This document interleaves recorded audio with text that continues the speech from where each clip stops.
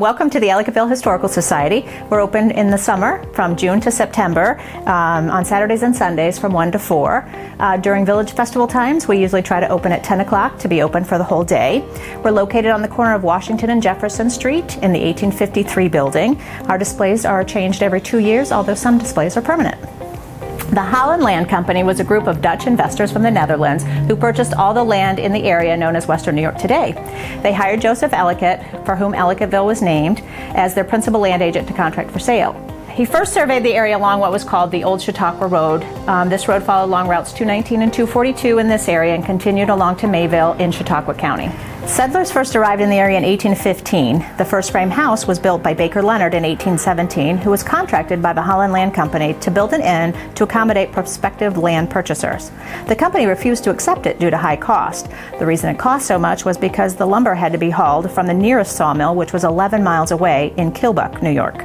Baker Leonard kept the house as his residence and opened a tavern and trading post. The house still stands and is located next to St. John's Episcopal Church on West Washington Street. Thus far, the house has remained in the same family for 200 years.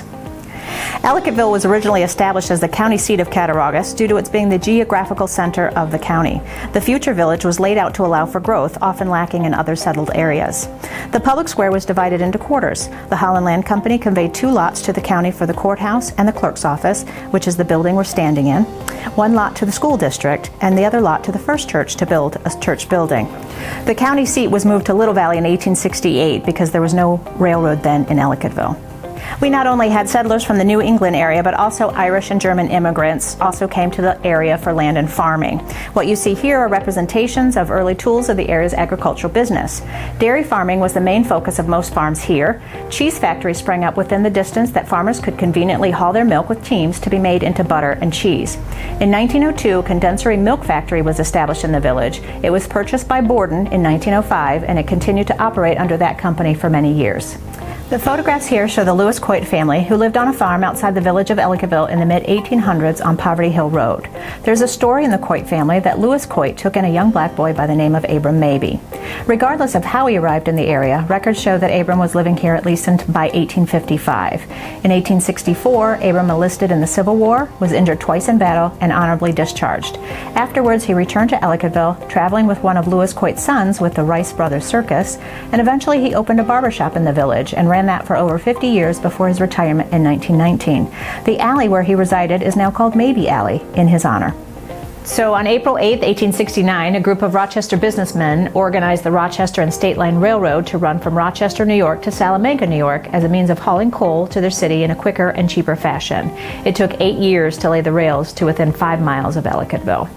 On August 23, 1877, the Cattaraugus Union newspaper said the greatest event in the history of this village, and one which our citizens have long and anxiously looked for, was when the Allen D. Scott engine came into Ellicottville.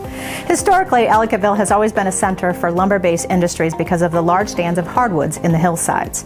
The trees in the forest then were 2 times the height of what you see outside the front door today. Before the introduction of plastic, Ellicottville was the world's leading producer of rough-turn shoe last blocks.